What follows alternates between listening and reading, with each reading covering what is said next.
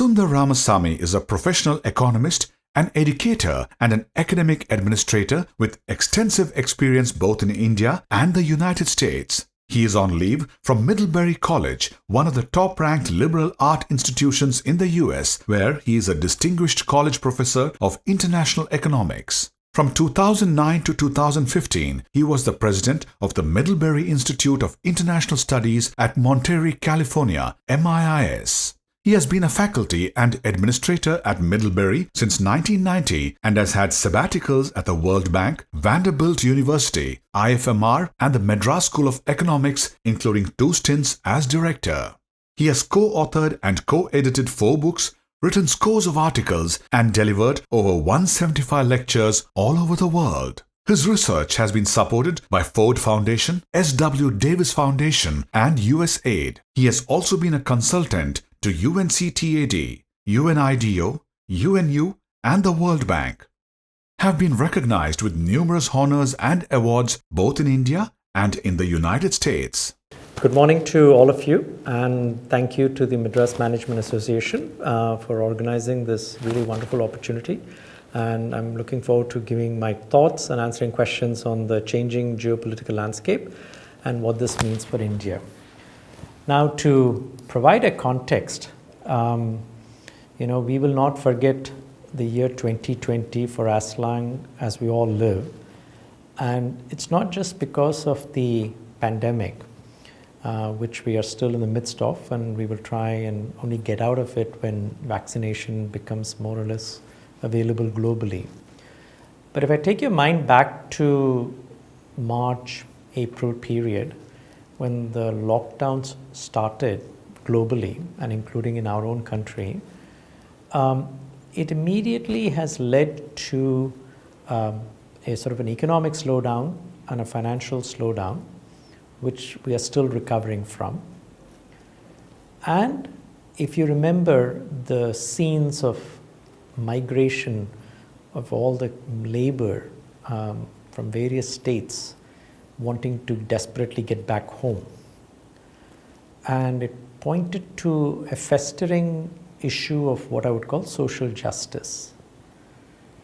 So when you look back on this year, it started out in February, March as a public health crisis because of COVID-19. And then because of the lockdowns, it resulted in an economic crisis globally.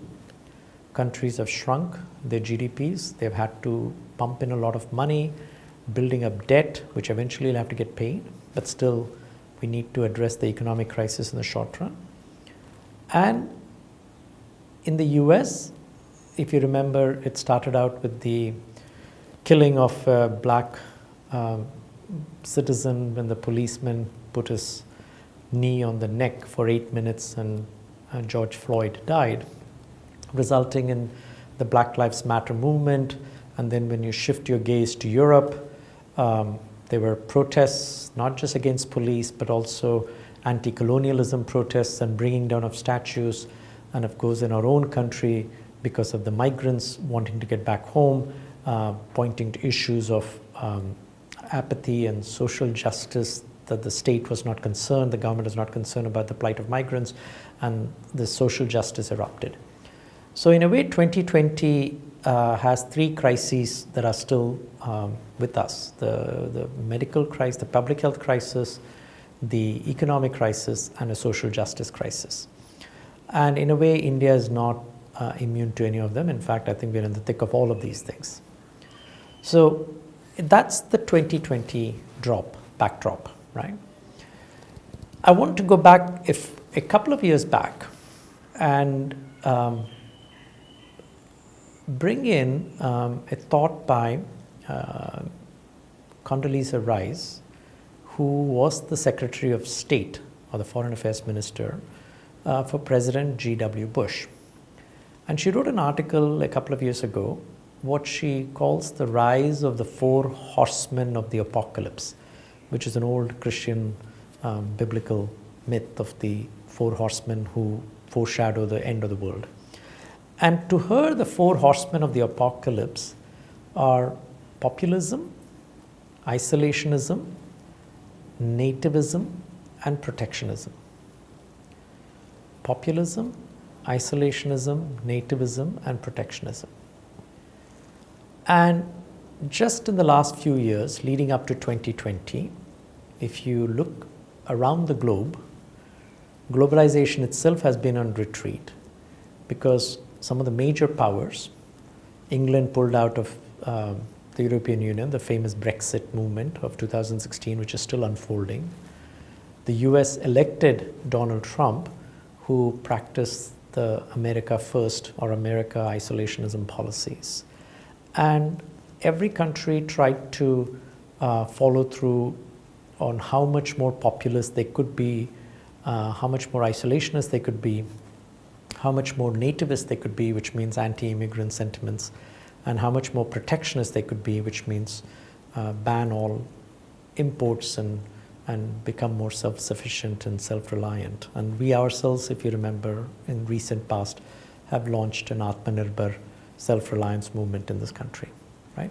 So you take it, whether it's Brazil, whether it's UK, whether it's Turkey, whether it's Hungary, whether it's the United States, whether it's Russia, the pendulum has swung more towards these forces of populism, isolationism, nativism, and protectionism.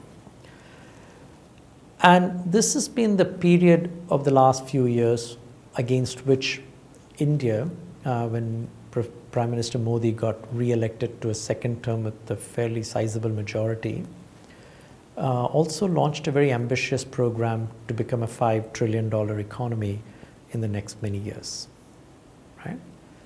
And I think it's important in this changing landscape, geopolitical landscape, what does this mean for our own country?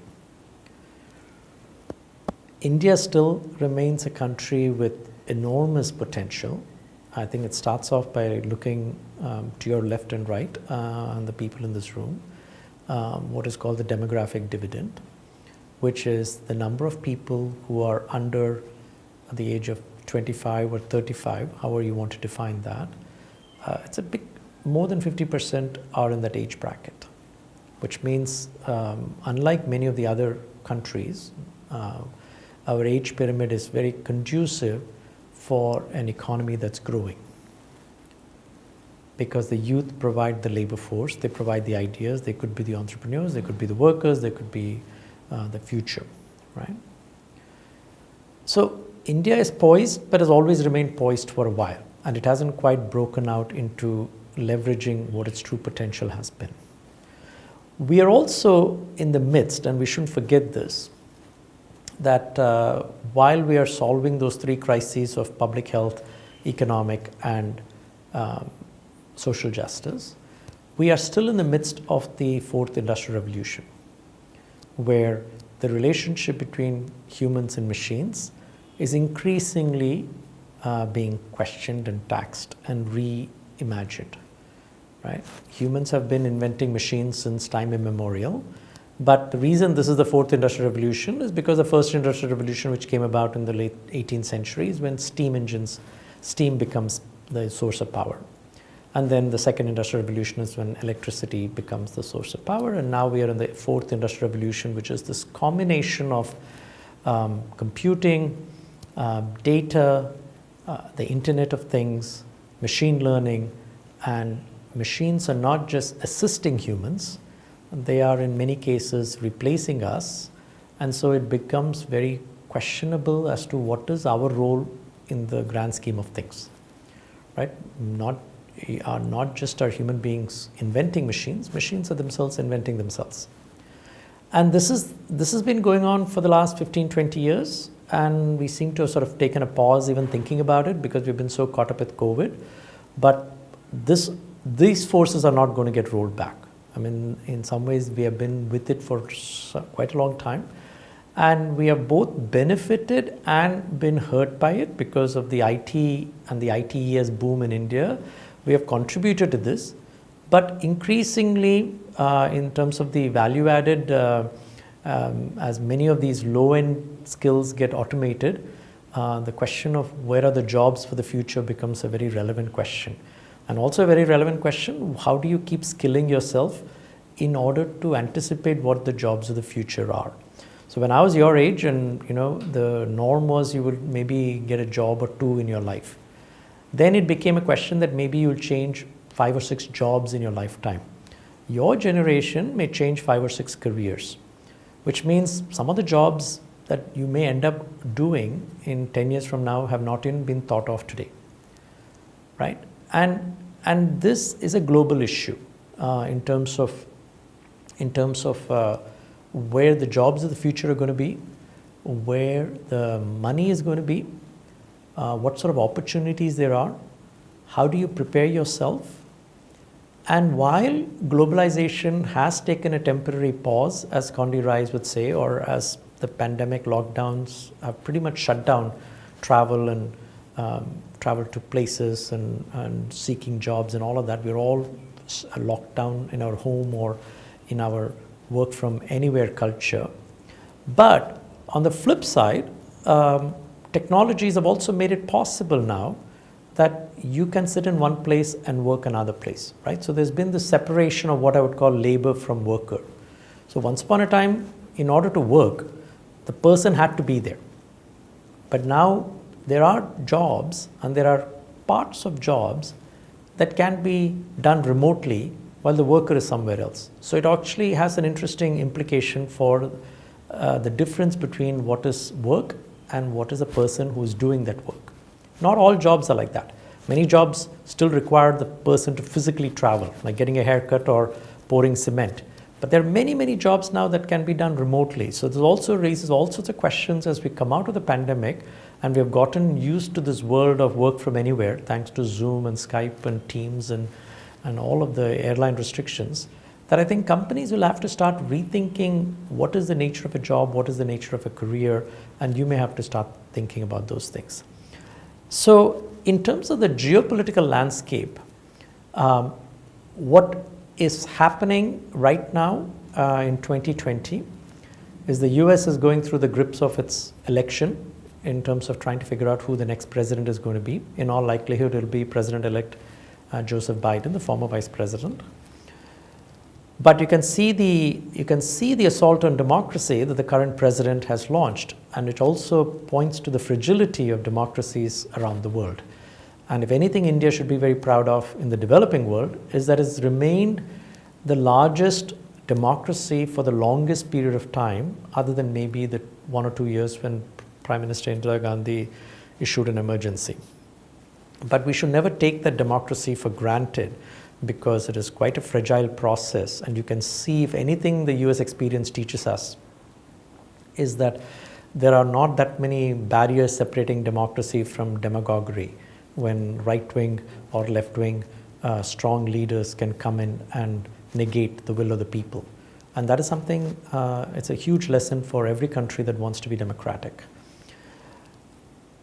At the same time, there has been this rise of strong men across the world, whether it's whether it's Bolsonaro in Brazil, whether it's Erdogan in Turkey, whether it's Viktor Orban in Hungary, whether it's the Middle Eastern sheikhs and emirs, whether it's Putin, whether it's Xi Jinping, who's now pretty much reconstituted the constitution to be in power for life, or Putin, who's been around for the longest time possible. The history of the world has always been this history of struggles between authoritarianism and liberal democracies, and certainly in the last 50, 70 years. We are now entered a phase where, in some ways, as I've said, democracy is under assault, liberalism is under assault, free movement of goods and services has been under assault, and artificially, because of the pandemic lockdown, has been really cut down. But the question remains, once vaccines get found and once vaccinations happen, will we go back? What sort of a world will we go back to? We have all lived through this period now for 8 to 10 months, and maybe much longer by the time it's all said and done. I, for one, don't think we will go back to March 2020 normalcy. We will go back to some sense of what life would be, but it will not be the pre-pandemic normal. I think we are still discovering what the normal is for 2021, 2022, whether it's in terms of freedom of mobility of labor within a country, whether it's freedom of mobility of labor across countries, whether it's companies feeling comfortable bringing you back in full strength, whether schools and colleges will open back in full strength.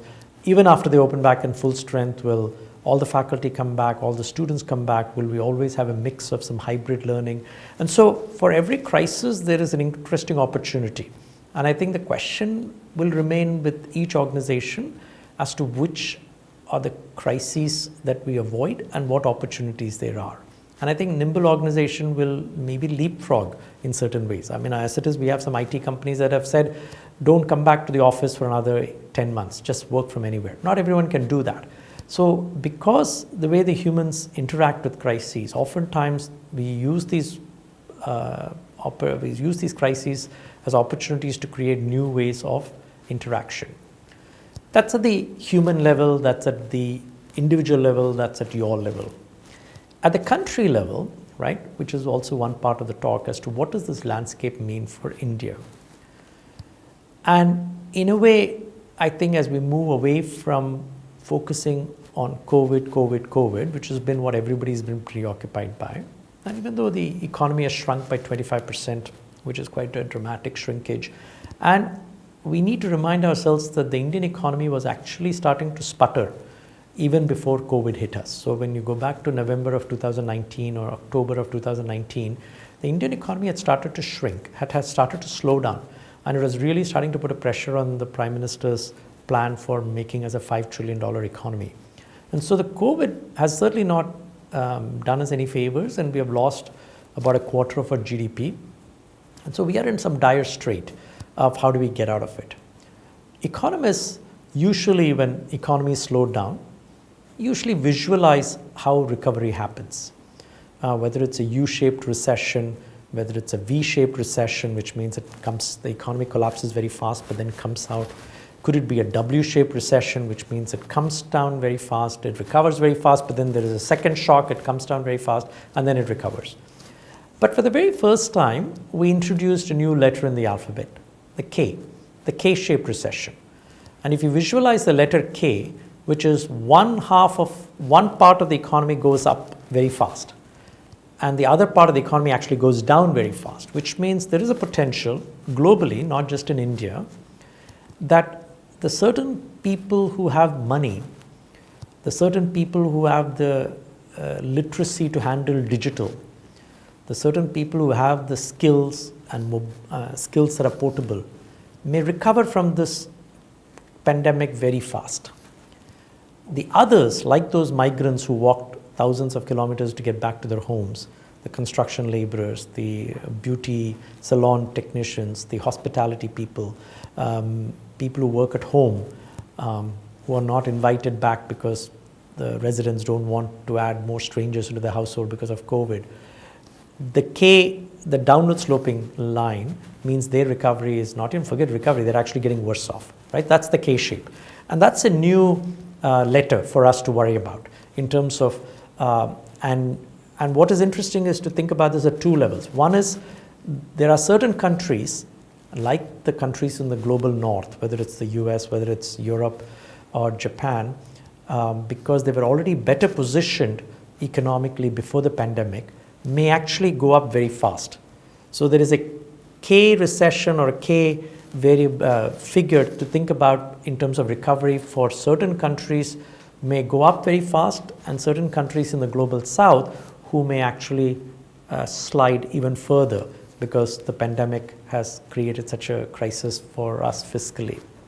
And then within a country, there are certain people in our own country who may go up the ladder very fast or up the K letter very fast, and then there'd be a vast majority that will slide down.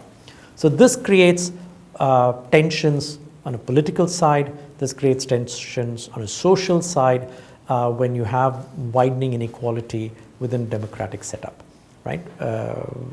Go back to Karl Marx, or more recently Thomas Piketty, who wrote the famous book on Capital in 2014, who really brought home this point that if we create islands of opulence and islands of opportunity, but you're surrounded by a sea of deprivation. That is not good. Whether it's workers, whether it's students, whether it's farmers, the revolt will take to the streets. And we're already seeing that with the farmer protests in the north and so on, right? Because throughout the history of democracies, for a study that I had done earlier, there are three groups of people who tend to protest. And I did this when I looked at comparative democracies across the world. And the three groups that typically protest are students, industrial workers, and farmers. The middle class, the housewife, homemaker, they don't protest. The white-collar job workers don't protest. It's these three groups. And unfortunately, India has all these three groups in huge numbers. So in a way, politically, we have to be very careful and sensitive that these three groups are not going to catch up like a tinderbox because they are seeing opportunities slipping away. The reason I mentioned the fourth industrial revolution is because there's one force that has been unfolding since the early 2000s as a result of the IoT of things, the Internet of Things, the machine learning, the use of data and so on, is that the share of labor, meaning the share the workers make, the share of labor income to GDP, globally and within India has been declining, which means the jobs are not there in the same numbers as they were 20 years ago. Some of it is because, as I mentioned, the automation that's going on, but there is also a disconnect because we have also created many new opportunities that didn't exist 10 years ago, which is like the rise of the gig economy. When you see people taking on what is considered being members of a gig economy, where you become an Ola driver or an Uber driver or a Swiggy delivery person or Zomato, which didn't exist 20 years ago. And in other words, we are creating new ways of working. And the statistics may not quite capture what the opportunities are because we need to rethink our labels of white collar and blue collar and skilled and unskilled, which are the labels we have tended to use. Because the fourth industrial revolution has created new ways in which we interact with each other, interact with capital, interact with the government in terms of creating opportunities. The geopolitical landscape, as I've said, is dominated by the forces of technological change. It's dominated by the retreat from liberalism and democracy. It's dominated by the retreat from globalization and the rise of the four horsemen, as Condi Rice puts it. India is somewhere in the cusp of all of these changes. There was just a recent agreement that was signed, REPC, which is the big trade agreement that many Asian countries signed, and New Delhi stayed out of it. For the longest time, I think there's a lot of pressure that we become part of it, but we stayed out of it. India has been very selective in how it has chosen to be part of which agreement. It is part of a G20. It is part of BRICS. It contributes when asked to the deliberations on ASEAN. But we chose to stay out of this one. And there is a lot of discussion whether we did the right thing, whether we should have been part of it. And of course, all of this in the Asian context comes down to the potential or the real and or perceived challenges that China poses. Right? This is something that we'll have to wrestle with. And this is a historical struggle. It's not just in the last 50, 70 years. That China is a giant of a country. And India, of course, has both security issues, given what's happening at the recent border skirmishes and border incursions. But I think a larger geopolitical issue of where does India fit against an expansive China, not just in the region, but also in our third market countries, whether it's Afghanistan, whether it's the stans like Kazakhstan, Kyrgyzstan, and the other Uzbekistan and so on, which have historical ties to India given the Mughal history. But also when you go into places like Sri Lanka and in Africa, where India does have historic ties, but then you see the Chinese have already reached well before us. And I think India, this is going to be a struggle that is going to be with us for quite some time. Globally we have had struggles between capitalism and communism, and I think some of those debates have all been consigned to the pages of history, because there are very few countries that are purely non-capitalist. And I say non-capitalist and I don't refer to them as communist, because every country now is a mixed shades of socialism and capitalism, including countries like India and China. But I think the dominance of whether India wants to exercise its rights, even in South Asia, and how it deals with its neighbors, cannot ignore the fact that China looms large.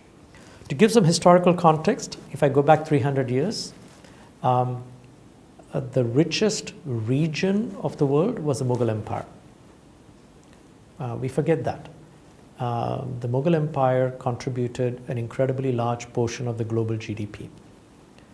Add to that what the Chinese were contributing, together these two civilizations contributed about 50% of global GDP. Nobody had heard of Europe, nobody had certainly heard of the US at that time. But in a very short 300 years, we've been relegated as the also-rans. So at some point, if you take a long view of history, which many people do, countries like China and India want to reclaim their place under the sun and view the last 300 years as a pure aberration where the West suddenly became dominant, because that was not the historical norm. China has, of course, been much more successful in reclaiming its day under the sun, because they started the reforms in 1979. India started much later in 1991. And for India, it's always been fits and spurts. We have never been able to master a period of time where the economy is growing at 8, 9, 10, 11%. And so periods of growth have been followed by periods of downward spiral, and then again you build back up. There's been a lot of successes in the last 25, 30 years of Indian growth, especially the reduction in poverty, incredible opportunities for the youth, global brand names, whether it's the Tatas, whether it's Reliance, where we now become known people and known commodities on a global scale. At the same time, there have been incredible challenges, which is the rise in population, the rise in inequality within the country, and at the same time, how do we navigate this forward? So I think we are at in the last few minutes that I have, I wanted to paint a picture both what's happening on a global scale, but also what's happening within our country. And we are at an inflection point in history in our country right now. And I think the inflection point is even more accentuated by the COVID crisis. But what the COVID crisis has literally brought out into the open is the need to shore up our health infrastructure, because this may not be the only pandemic in our lifetime.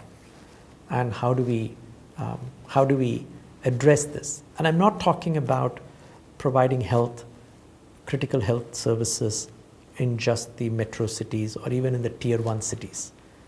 I'm just talking about if you happen to be anywhere in India and you happen to fall sick, can you get a decent medical service? And that's a question you have to visualize the map of India and find yourself, throw a dart, and wherever it lands, if you happen to be there, are you assured of some basic level? And that's something that shows amount of neglect of a sector.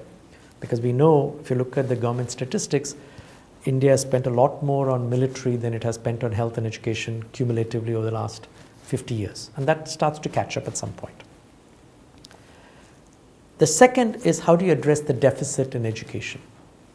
I'm an educator, and as I've just said, we are in the midst of the 4th Industrial Revolution, which means there is an enormous premium being placed on how educated today's youth are to handle the changes that are happening.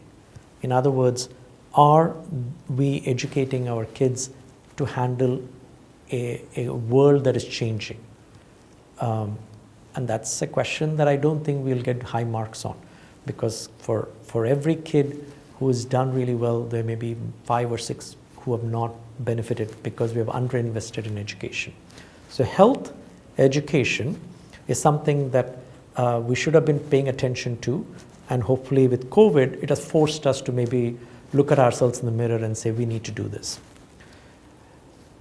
The third is, and so all of this talks about preparing the human capital for handling an unchanging world or a fast changing world. That is at the individual level. The third is, I think, which we have done a slightly better job in the last 25 years of reforms, where we have, as a government, created more opportunities for the private sector to tap into the creative opportunities, the rise of Reliance. You think about Infosys, you think about TCS, you think about even high design, you think of any product Indian companies are starting to do extremely well. But that's also because it requires the government to give space for entrepreneurs to succeed. You think about the number of cars, the number of mobile sets, you name it. I mean, you look around the world, around you, the Indian industry is doing in some ways very, very well. But if you talk to industrialists and you talk to members of, say, the Madras Management Association and so on, the thing they'll always complain about is government needs to be even more enabling. Government needs to make credit more available. So we are at the cusp, as I said, of inflection point, because there is an opportunity for this government, which has another few years left in its tenure, to really think about what is its script to position the country to become a 5 trillion. That sounds unrealistic and unrealizable given COVID. But okay, even to double the size of the GDP right now, a lot of things still need to happen and can happen, right? Because that's the history of, the reason I gave you the history fact about the Mughal Empire is there is a capability for us to realize an incredible potential. It is only in the last post-independence where we have not, and again in the last 15, 20 years we have. Ultimately, it comes back to what are the opportunities that the state, whether it's at the central level or at the state level, does for allowing individuals, whether it's a student or an entrepreneur or a worker, to become the best at what they are able to become. And that should be the enabling function of the government. That's at the national level, or that's at the country level. And the last point I want to make is, how do we become better, given that India has been a democracy, given that India generally has been, can play a very crucial role, because we are not seen as an aggressive power like a China or a Russia, and we are certainly seen with better eyes than our neighbors, whether it's Pakistan or Bangladesh. But can we leverage that, what Joseph Nye, the famous political scientist, called the soft power? Can India leverage its soft power to play a much bigger role in global conversations, whether it's G20, whether it's United Nations, whether it's the World Bank, whether it's IMF, because of its sort of moral authority of having been a democracy, somewhat respecting of individual rights, minority rights. And we can all find lots of flaws and problems in our own country. But when you look at it comparatively to countries in Latin America, Africa, and Asia, India is a lot better. And I think we haven't quite figured out a way to articulate that at the highest level and sort of secure a seat at the table to have those sort of conversations so that we become the right countervailing force to a China or to a Russia. So I think the inflection point provides an opportunity for Prime Minister Modi, for the chief ministers, and anybody who cares about our own country on what is it that we do once we come out of the pandemic with vaccines in hand. It is only going to be a matter of time, assuming the scientific veracity of the vaccines are such that we have found a cure. It's only a matter of time when people do get vaccinated. So we need to start planning for what does that look like. So it's sort of like, imagine, and this is the last visual I want to leave you with. Imagine a horse race or a car race. You know, when the clock down is happening or the wind down is happening to start, and the cars are revving up their engines, so the horses are just waiting for the gates to open. We are in that period now, where we are just waiting to come out of full lockdowns and post-vaccinations. And I think there's an opportunity for the state government and the central government to really think about what is the India that we want to shoot for or prepare ourselves for the next few years left in the tenure of the Prime Minister's government, or how do we invest in the youth so that we realize the opportunities, because the big forces that I mentioned, the fourth industrial revolution, they are not going to go away.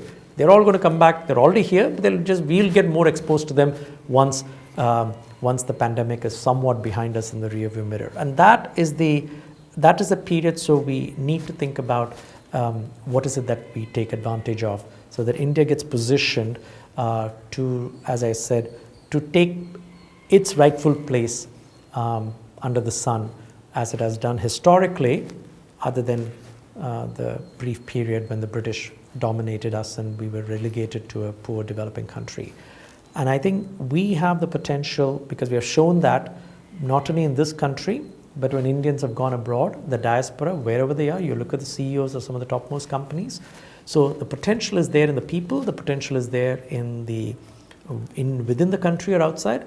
It's how the government enables us, how the government removes itself as an obstacle and allows for the individual natural freedoms and talents to flourish. And I think that's really my hope for all of you, and both as a citizen but as an educator, and what I think you all should strive for and build towards the better future. Thank you.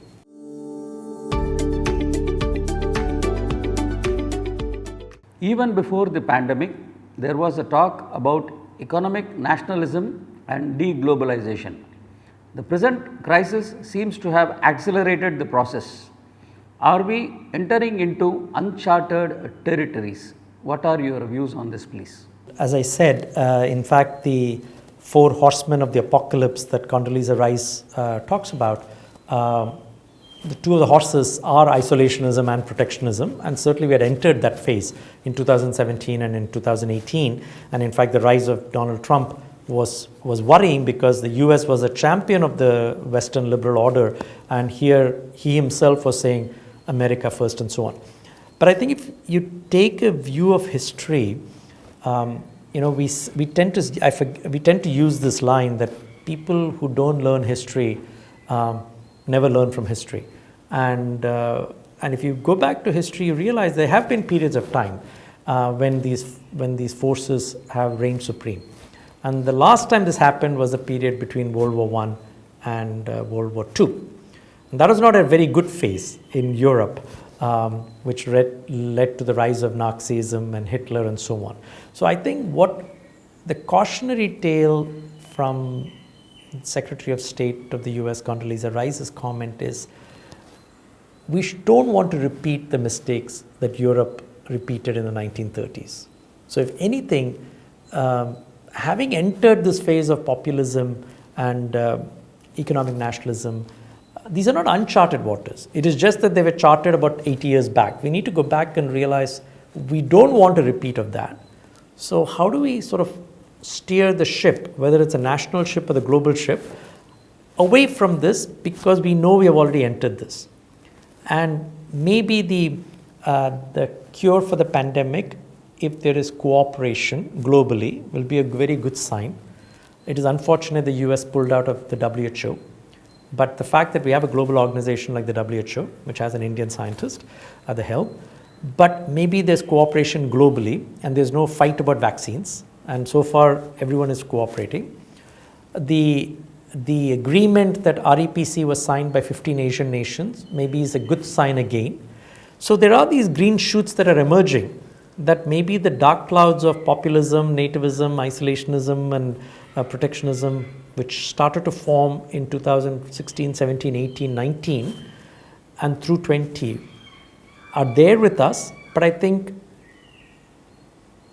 it's very important that we try and not go further down this path, which means you're trying to change the direction of the ship in a different path, so that we don't repeat might be the mistakes of the 1930s. Do you think that the international organizations functioning under the UNO, like WHO for instance, still have the potential to influence a country's policies, given their perceived loss of credibility in the recent past and excessive interference of USA? So I think there are two layered questions in that, right? I think so the dark period of the interwar period between World War I and World War II, we came out globally after World War II with a lot of good things that happened. On the economic side, we realized we needed a global policeman because each country is an entity, but then who coordinates all the countries? So that led to the rise of the World Bank and the International Monetary Fund. The UN system was formed, which meant that countries had to become a family of nations to settle scores and settle squabbles and come to a mutual agreement. Imperialism and colonialism came to an end. So, interestingly, what has happened in the last 70 years is we now have close to 200 countries. But the countries have to come together in some forums. And these could be regional forums or like G20, or it could be a global forum like the UN General Assembly. And of course, the politics are there, and this happens even in our own when we are part of clubs and team sports. The more number of players there is politics, there is alliances, but ultimately you need some way to coordinate and move forward because you cannot have 200 countries marching to their own drum beats. So we have tried hard as society to create these forums, whether it's the UN General Assembly or UN Security Council or any of the UN agencies like the WHO, like FAO, and some of these, when they bring in a lot of technical expertise, have actually made very valuable contributions. But what is interesting that I think it's important for all us to realize is that economic forces and technological forces don't stop at national boundaries. They just cut across. Whereas political forces and social forces stop at boundaries. So I am a citizen of a country. We don't have a world passport. I'm not a global citizen. Mentally I might be, but I'm a citizen of a country. I vote in a local election. I don't vote in the UN elections. There is nothing called world government. So there is a little bit of a disconnect that has evolved in the last 50, 60 years. The technology forces and economic forces have transcended boundaries. Politics, societal and communal, makes us local. So how do we be rooted locally, voting in a local election, state election, panchayat, whatever, but also work globally? And I think this ability is very, very important because this ability will not go away.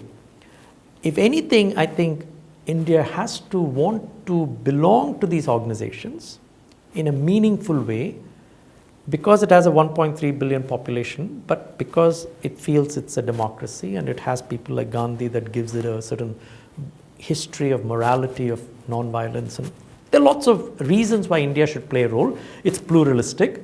It has the largest Muslim population outside of anywhere else other than Indonesia maybe. And it has so many varieties of languages. So India can play that very active role in a global forum, whether it's the General Assembly, whether it's the Security Council, whether it's the technical agencies like FAO or WHO. So I do think there is a huge need for these organizations, even though they can be criticized for being bureaucratic and big and just people coming together to spend money and really nothing happens, they talk and so on. But think of what the alternative is. Pre-1944, before, if you just had a community of nations, which we did, because the community of nations of 193 and odd were bunched into empires. The British Empire, the Dutch Empire, the Portuguese Empire. So they were all colonies. So in a way, we don't want that model. But you also think about, do you want a model of 193 players where there are no rules? So anytime if you're played a sport, you need rules and you need to have a seat at the table to change the rules, right? Otherwise you'll have cacophony, right? There's a famous English saying called Tower of Babel. The reason we have rules and engage, so that we all have some agreement. So when you have 190 plus countries, you need to have some shared understanding. And not everything has to be done at the global level. It can be done, as I said, at the local level, like India and its neighbors. So it's like you can imagine as concentric circles. So there's India, there is India as part of a next circle, then India is part of a bigger circle, and then eventually there also India is part of something as a fully global, which is the outer circle, right? But not everything is starting at the outer circle. It could be just bilateral, trilateral agreements on river water sharing. So it depends on the project, it depends on the problem, where India fits in. The question really becomes how India articulates its interest, but realizing that all of this, when you're dealing with each country as a sovereign country, means it's a give and take. And it can never be my way or the highway. That was the pre-UN world where the British colonial powers or the European colonial powers said it's my way or the highway. When you have a system of free countries, each of them as one entity, each of them has one vote, then it always is protracted negotiations. Some people will feel I lost out, other countries will feel I gained. But you've got to have a slightly more mature and a longer view of, can I be part of this organization to make it better? Because sitting outside of it, you'll not benefit from it. And if we want to wish away these organizations because we think they're bureaucratic or they don't contribute anything, think about what was your alternative. Your alternative is 190 countries, all striking individual deals with each other, and that is even more confusing and even more complicated. You would rather have some natural groupings, which is one reason countries try to group themselves into, and you can belong to multiple groups. We belong to BRICS, we belong to SAARC, we belong to the UN, but we chose not to be part of REPC. So I think that is the way to move forward. And then there are also very narrow technical agreements. Like for instance, there are agreements for prevention of money laundering or endangered species, right? So you can also pick a topic and become a part of a global movement to protect that. So I think this whole field of international organization, which came about after 1945, is a necessary entity, a necessary process when you are a world of 190 plus countries. Otherwise, I don't know an alternative way to figure out how to live globally. And I think, as I said lastly, what makes this complicated is we don't have a global government. We don't want a global government. So we have this odd situation where economic forces and technological forces have become global. Politics and societal forces remain local. And so we have to figure out how to articulate that. What do you think that countries across the world will make their trade and economic policies less dependent on their political relationships with each other? What can India do to reduce our big brother attitude towards smaller nations and work towards developing trade and economies which are mutually beneficial? So I think it's a very interesting question. I think India has not really lived up to its potential. Whether it's in the GATT or WTO, or I think we have tried to pursue a seat at the Security Council and so on. It's in recent year, I think we have tried to play a more mature role. I think our diplomats and foreign secretaries have actually done a pretty decent job. But even now, I think there is a little bit of petulance. I think we sometimes may need to be a little bit more magnanimous. Sometimes we have to be more hard-hitting in how we negotiate internationally. But I think we have the history, we have I would even dare say, moral backing. Since we have relatively been a peaceful country, we haven't declared wars on anyone. We tend to address our domestic problems reasonably well. We don't take criticism lightly, no country does, but India sometimes takes it maybe too seriously.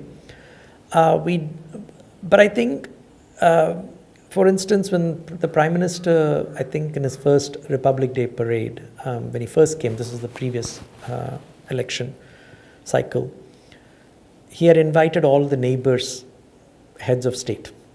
It's a good gesture. Because in some ways, India has looked past its neighbors.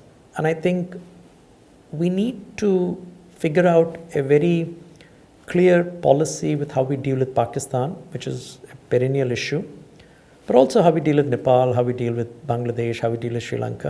And I'm not sure we would give ourselves great marks on our own relationship with our neighbors compared to a relationship with countries that are not in our neighborhood, right? We sometimes will get better marks for countries which are outside of a neighborhood.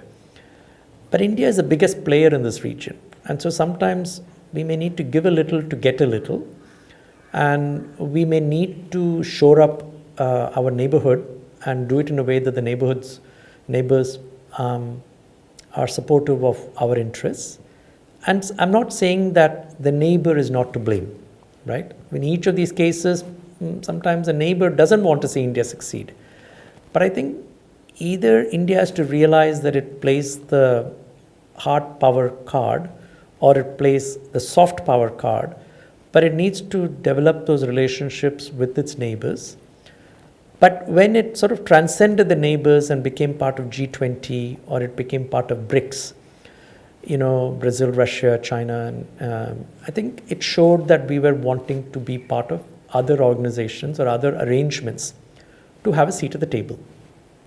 And I think it's evolving and maturing, but we still haven't got to a point in this space. I think the way we have maybe been recognized for our talent, and think about the number of big multinational Fortune 100 companies that have Indian CEOs, right? If somehow we have heads of big organizations who are Indian, which means the talent is recognized, I think there is something innate that is possible for India to be successful in the big arrangements that exist. Now, of course, the US and UK and the big powers will not easily give up. But I think India has to find a way to maybe shoehorn itself or position itself, because it does speak for 1/6 of the world's humanity. And as I said, it has enough going for it that I think it needs to articulate both its vision, but also articulate a vision that may be more palatable than a dichotomy between the US on one hand or China on the other hand. I think India needs to play that fulcrum role, and could, because no other country can. And I think India is in a position to do that. Though we have not signed the RCEP, India continues to be a part of the ASEAN, SAARC, BRICS and such regional cooperation associations. Do such alignments actually translate into big gains for the stakeholders? Will it not be sufficient to go with bilateral agreements? This is always a very traditional argument in international economics, whether we should be part of bilateral agreements or you be part of multilateralism. The foundation of the GATT, of which the formation of the GATT, the General Agreement on Tariffs and Trade, of which India was a historically founding signatory. So in some ways, the world has always been carved into blocks, what are called trade blocks or trade agreements, and yet also wanting to be part of a bigger table, seat at the table, which is like the WTO, the World Trade Organization. And they're not mutually exclusive. I mean, so there are obviously, we trade within a region. We don't trade with countries all around the world. Every country has favorite trading partners. When you think about the US, bulk of its trading is in the North American continent between Canada and Mexico, and then maybe China. So it's not that the US is trading with hundreds of countries. Same with India. So every country has its set of trading partners. So with whom you can have a bilateral agreement or you form a trade pact. But at the same time, we need to have a seat at the table on the larger framework, because trade is a global product and a global process. And increasingly, as the world is crisscrossed with assembly lines and supply chains that are global, gone are the days when a product, so for instance, this pen of mine, gone are the days when a pen like this is made from start to finish in one country. So if I break down this pen, and there are maybe 15 parts, what we have come to a global situation is where different parts of the spend come from different parts of the world. So in fact, I've stopped calling these things goods or products. They're all composites because it's all just put together at the last minute. It all comes from somewhere, which means imagine the world is crisscrossed with assembly lines and supply chains. And what every country is trying to do is grab some part of the value chain and keep it for yourself.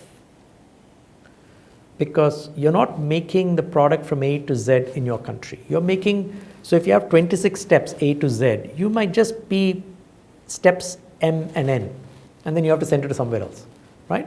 Now, of course, the pandemic has shown the flaws in that also, because once lockdown happened and travel completely came to a screeching halt, you realize that you're so dependent on supply chains that either the alternative is to be completely self-reliant, hence Atmanirbhar, or else you have alternative supplies, right?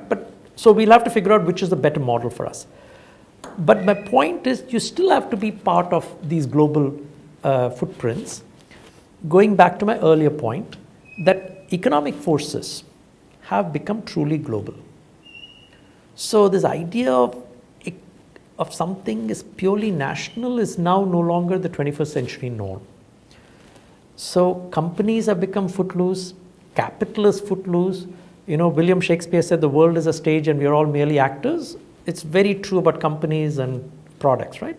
So I think India needs to be both receptive to foreign investment and aggressive in export and our investments going to their countries, which also means we need to be part of these sort of arrangements, whether they are local trading blocks or global trading blocks, because ultimately trade is a two-way street.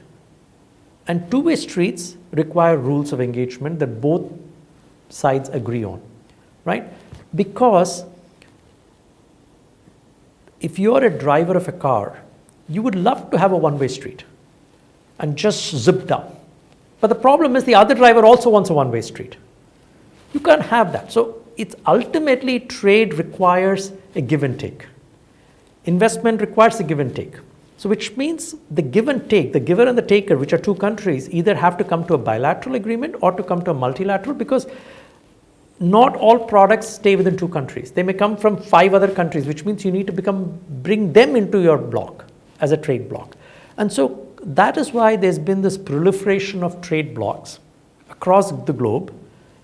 But there is also a global agreement so that we all can agree on the rules of trade, so that we don't repeat the mistakes of the 1930s when we started levying tariffs on every country. And Mahatma Gandhi has a wonderful line which says, an eye for an eye will make the world blind. So if you go back to the 1930s, the pre-GATT, pre-WTO period, every country, in order to be nationalistic, levied import taxes on the foreign country. But because, as I said, trade is a two-way street, my import is your export. My export is your import. So if I levy a tax on my import, which is your product, what stops you from doing the same thing? That's exactly what happened in the 1930s. Everybody slapped taxes on everybody else. And world trade shrank from this size of a pie to this. It literally shrank from 300 odd, 3,000 odd to 900. By a factor of 2/3 it shrank. Why? Because everybody levied a tax on everybody else. So you needed an organization like the WTO at that time it didn't exist, because there was no global policeman to say, no, you can't do that. So that's why I quoted Mahatma Gandhi, who said, an eye for an eye will make the world blind. So in many rules of justice, if you slap me, I should slap you, that's fair. But in trade, that is not fair, because we'll all hurt each other, because we're all dependent on each other. And because of that interdependence, you require some rules of engagement that both of us can agree to, or all of us can agree to. And hence, there's been quite a lot of criticism that we should have maybe become part of REPC. And maybe we missed an opportunity to have a seat at the table to change, because when you're not at this table, you can't change the direction of where the things are going. And so I don't know whether we did the right thing by exiting that agreement, given that early on we were hoping that we will be. As an economist, when do you realistically see the India's dream of becoming a $5 trillion economy come true? India has been chasing the dream of getting a permanent seat at the UN Security Council. When do you think it is likely to happen? I think the second one, personally, I think is an easier one for me to handle. I really think India has done everything responsibly, including the Pokhran 1974 blast and then the 1998. I think we have done everything. As I've said, India has had nuclear power for a long time. When George W. Bush signed the nuclear deal with Manmohan Singh as the Prime Minister, we have used nuclear power sensibly. We have also been a country that has not attacked unprovoked other countries. We have been a very large democracy. Look, none of us are naive about the fact that we are not a perfect democracy. But no country is. And I do think India has expressed in international terms a sense of maybe maturity, even of how it's used its powers, nuclear powers especially, and the safeguards that separates the civilian from military, right? So our military, we don't have coups, we don't have military generals becoming presidents and so on.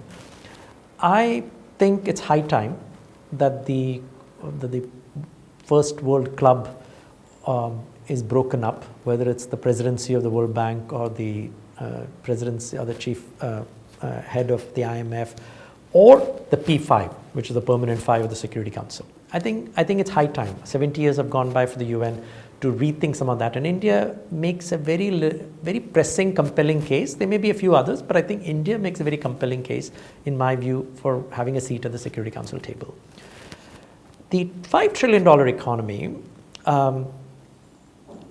when the Prime Minister audaciously announced that, to me, even then, it seemed unrealistic.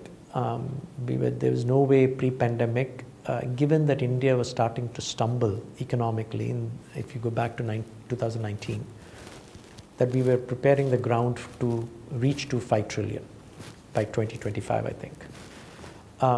Because the other thing that I've never mentioned in all of my talk was the fact that our financial situation is not in a very healthy position.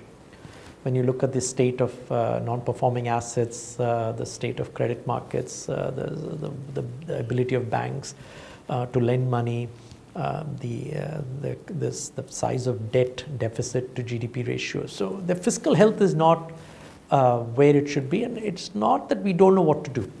It's the political will to actually clamp down or write off debts, or actually put people behind bars when they are flouting the rules. You need that along with other things that I did mention, which are investments in health, education, public infrastructure, whether it's so that electricity is unlimited supplies, uninterrupted supplies rather, whether the digital divide, especially given the world we are living in, it shouldn't matter. No matter where I am, I have connectivity. You need all of that to position us for a $5 trillion economy. Otherwise, it is like not preparing an athlete and giving them the right kit and training and nutrition, and then sending them to the Olympics and say, please run the 100-meter and beat Usain Bolt. It's not going to happen. So I think it's great to have an ambitious vision, an audacious vision, but I always remember a line that a vision without resources is a hallucination, right? So it's great to have a vision, but if you don't have the resources, and resources is money, resources is talent pool, and the ability of these things to come together, then vision is vision. Otherwise, it's a hallucination, right? And I think India has articulated good vision, but I don't think we have followed it up in terms of channeling what we are capable of. So one thing I have no doubt of is that we are capable of doing remarkable things as Indians. And I'm not saying this because I'm being nationalistic or hyperbolic. I mean, you just see the accomplishments of individual Indians, whether abroad or here. It is the fact that the system, it's not come together in a way the average Indian is able to flourish.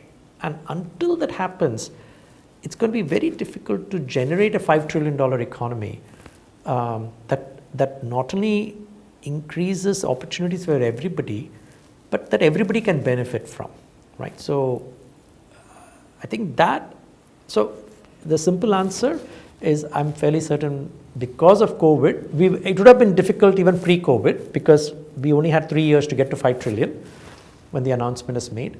COVID has now wiped out about a quarter of the economy. So we are now literally in a hole, and now we are trying to climb out of the hole. And as I said, when you climb out of the hole, we are looking at a K-shaped recession, which means a large portion of the population is going to slide down, and a small fraction of the population is going to really become very rich very fast. And that widening inequality is not politically palatable, is not socially palatable, and we've got to figure out how to address that sooner. Then you sort of come out of the hole, which means how do you now position? And sometimes you can leapfrog. But not every industry you can leapfrog to get to the 5 trillion, right? So if you're asking me finally 2025 is out of the question, I would hope we get there by 27, 28. But we keep hoping as economists and people interested in Indian development that we fix the problems that we should have fixed. Whether it's in health infrastructure, whether it's in physical infrastructure, whether it's in educational infrastructure, because that gives you the both the foundation and the booster rocket to launch the economy. And every year we neglect it, the problem is not going away. It's just getting worse, right? So I think that is really where, I think we are poised. And I think my appeal to the current government would be that you have a mandate. After all, they came into the mandate. You have a few more years. And yes, very quickly, the attention will be turning to how do I prepare myself for the elections. So we will forget about doing anything audacious. But I think at some point we've got to say we need to do this for the country. Otherwise, every 5 years we'll be kicking the can down the road, and then 2040 will come around and we would not have become a $5 trillion economy. So whether it's you adjust the figure from 5 trillion to more manageable, or you say we do the hard work of investment in our people and physical infrastructure and removing the bottlenecks for the private sector to flourish, it'll just remain a vision, or it'll just remain a hallucination. It will not become the vision.